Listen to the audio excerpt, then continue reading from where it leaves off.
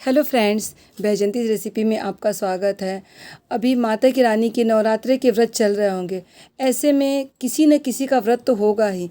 तो आज मैं आपके लिए ऐसे ही व्रत वाले एक रेसिपी लेकर आई हूँ। चलिए देखते हैं इसे कैसे बनाते हैं।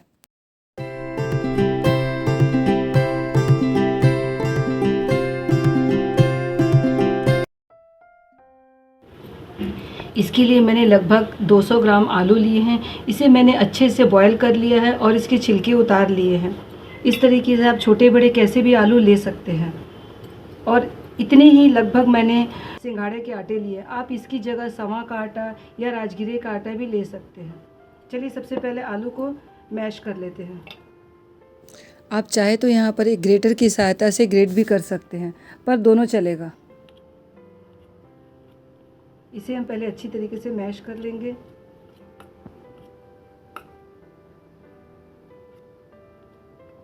अब हम इसमें ये सिंघाड़े के आटे डालेंगे।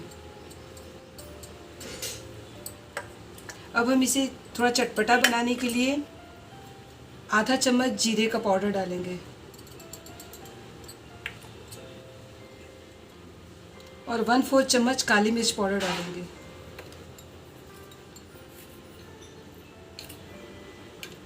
और टेस्ट के अकॉर्डिंग नमक डालेंगे और लगभग आधा चम्मच शक्कर पाउडर डालेंगे और लगभग आधा इंच ये अदरक है जिसे मैंने बारीक पीस लिए हैं, इसे डालेंगे। और ये 2 हरी मिर्चें जिसे मैंने बारीक कट कर लिए हैं, इसे ऐड करें। अब इसे और अधिक चटपटा बनाने के लिए मैं इसमें लगभग 1 बाउल धनिया के पत्ते ऐड करूँगी। अब हम इसे अच्छी तरीके से मिक्स करेंगे। अब यहाँ पर हम इसमें पानी ऐड नहीं करेंगे क्योंकि आलू में नमी होता है और हम उसी से आटे को लगाएंगे। पहले हम कोशिश करेंगे कि हम इसे ऐसे ही मिक्स कर लें। अगर हमें लगेगा कि पानी की ज़रूरत है तभी हम इसमें पानी ऐड करेंगे।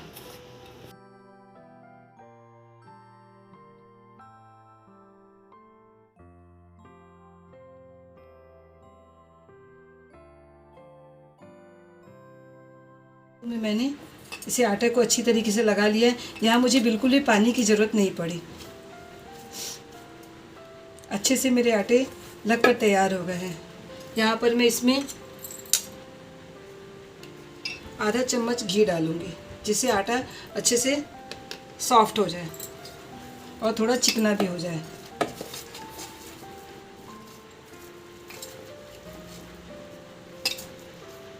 अब हम इसे ढककर 10 मिनट के लिए छोड़ देंगे। तब तक मैं इसके साथ खाने के लिए एक अच्छी सी खट्टी मीठी चटपटी वाली चटनी तैयार कर लेती हूँ। चटनी बनाने के लिए मैंने सबसे पहले गैस पर एक पैन चढ़ाया है और जैसे ही हमारा पैन गर्म हो जाएगा इसमें मैं 1 चम्मच घी डालूँगी।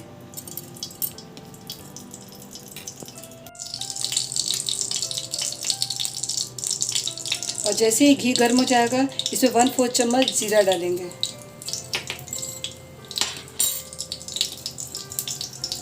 और ये एक छोटा टुकड़ा तेजपत्ते का डालूंगी।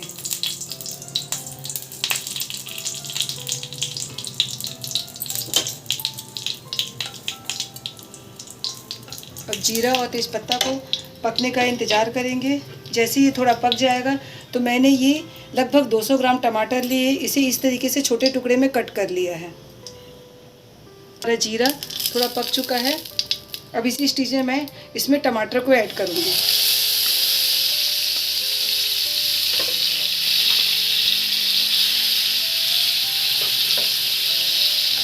और ये मैंने 2 हरी मिर्च बारीक कट के रखा था, इसे भी ऐड करूँगी।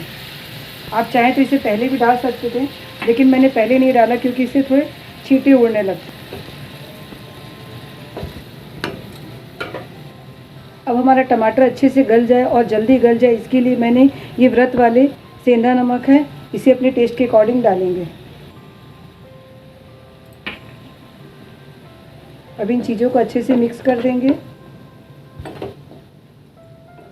यहाँ पर मैं गैस को लो टू मीडियम पर रखूँगी और इसी के साथ ही ये लगभग 150 ग्राम खजूर है जिसे मैंने इसके बीज अच्छे से निकाल लिए हैं। अब इसे टमाटर में डालूँगी। मैंने यहाँ पर गुड़ यूज़ नहीं किया है, मैंने चटनी को थोड़ा हेल्दी बनाने के लिए इसमें खजूर डाला है।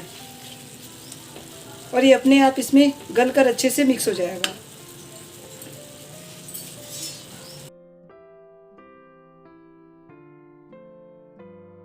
चलिए अब हम इसे चेक कर लेते हैं।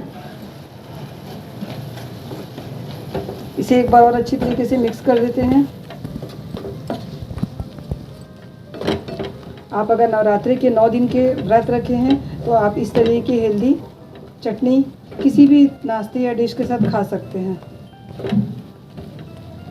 आपको थोड़ा एनर्जी भी मिलेगी और बहुत ज़्यादा मीठा भी नहीं होगा। इसे इस तरीके से हम दबाते हुए अच्छे से मैश कर लेंगे।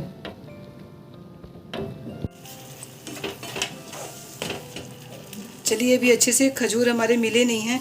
अब हम इसे ढक के और 2-3 मिनट के लिए छोड़ देते हैं। दोबारा चेक कर लेते हैं कि हमारी चटनी तैयार हुई है या नहीं।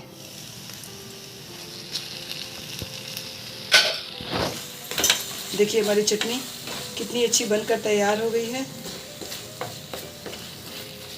टमाटर भी अच्छी तरीके से मैश हो गए हैं।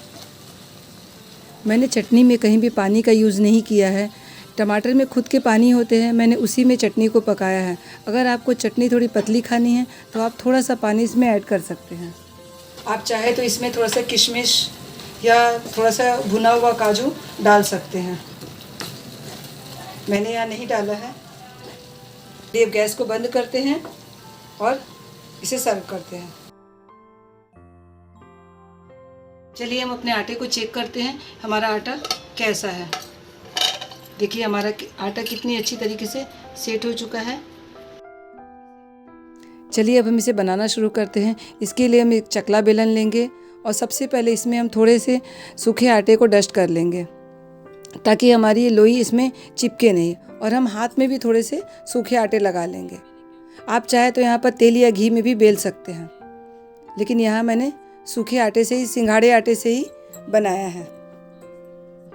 इस तरीके से हम एक लोई लेकर इसे गोल कर लेंगे। इसे हम अच्छी तरीके से मैंने गोल कर लिया है। अब इसे फिर से एक बार हम इसे सूखे आटे में डस्ट करेंगे ताकि ये चकले पर चिपके ना। अब इसे हम धीरे धीरे सावधानी पूर्वक बेलेंगे। चलिए अब हम इसे बेलते हैं। इसे हमें थोड़े हल्के हाथों से ही बेलना है और थोड़ा सा मोटा ही रखना है। हम इसे ज़्यादा पतला करेंगे तो ये चिपक जाएगा और टूटने का डर रहेगा। यहाँ पर थोड़ा चिपक रहा है तो मैंने थोड़ा सा सूखा आटा इस पर छिड़क दिया है।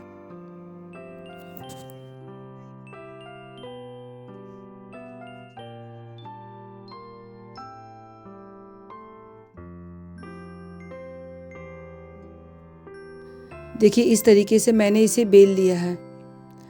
अब अगर किनारे थोड़े इसके कटे फटे रह गए हैं तो हमें चाहे तो इस तरीके का कोई अच्छा सा ढक्कन ले ले जिसके किनारे इस तरीके नुकीले वाले हों।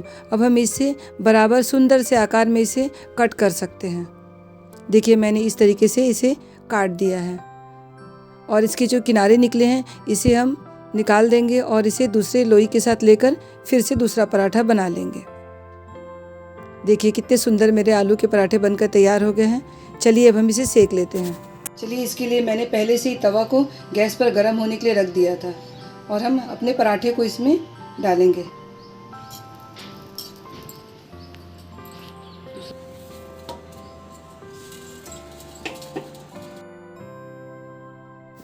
देखिए हमारा पराठा एक तरफ से सिक गया है। अब हम इसमें अच्छी तरीके से घी लगा देंगे।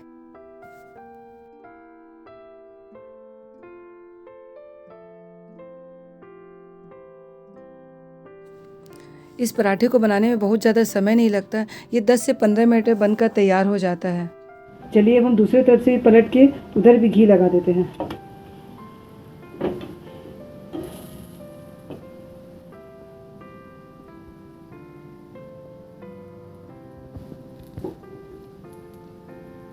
अब हम इसे अच्छी तरीके से दबाते हुए इसे चारों तरफ से सेक लेंगे। यहाँ पर हम गैस को लो टू मीडियम ही रखेंगे।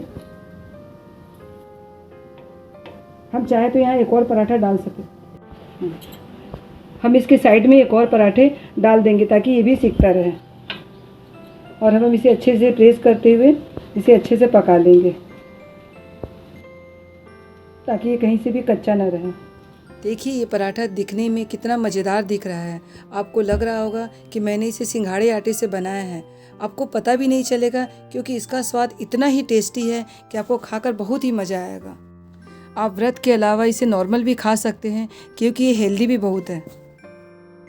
चलिए यहाँ पर हमारा एक पराठा बनकर तैयार हो गया है। चलिए अब हम इसे प्लेट में निकाल लेते हैं। इसी तरीके से हम और भी पराठे को बनाकर रेडी कर लेते हैं।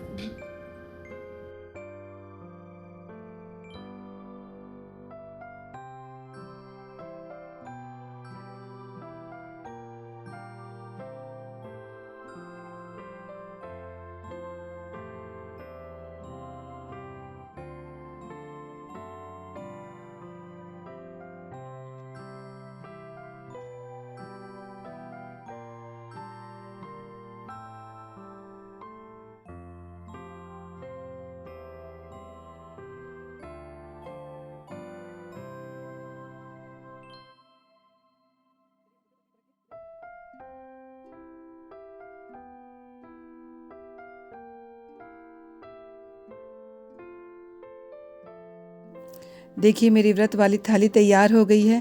मैंने इसे मज़ेदार आलू के पराठे बनाए हैं।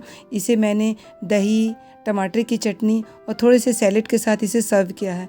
आप चाहे तो इसमें अपनी इच्छा अनुसार कुछ और चीज़ भी ऐड कर सकते हैं। मैंने इस व्रत वाले आलू के पराठे में जो भी इंग्रेडिएंट्स डाले हैं, अगर इसमें से आप जो नहीं खाते हैं उसे आप स्किप कर सकते हैं। वैसे तो मैंने सारे व्रत वाले इंग्रेडिएंट्स इसमें यूज़ किए हैं। अगर आपके 9 दिन के नवरात्रि के व्रत हैं तो आप इस तरह की चटनी को एयर टाइट डिब्बे में रख कर फ्रिज में रख सकते हैं और आप 9 दिन तक किसी भी डिश के साथ इसे यूज़ कर सकते हैं। देखिए मेरे आलू के पराठे कितने सॉफ्ट बने हुए हैं। आप इसे गर्मा गर्म खाइए और मुझे ये बतलाइए कि आपको ये रेसिपी कैसी लगी। आप व्रत में इस तरह के आलू के पराठे ज़रूर से एक बार ट्राई करें। इसी तरह की रेसिपी देखने के लिए आप मेरे चैनल को सब्सक्राइब करें।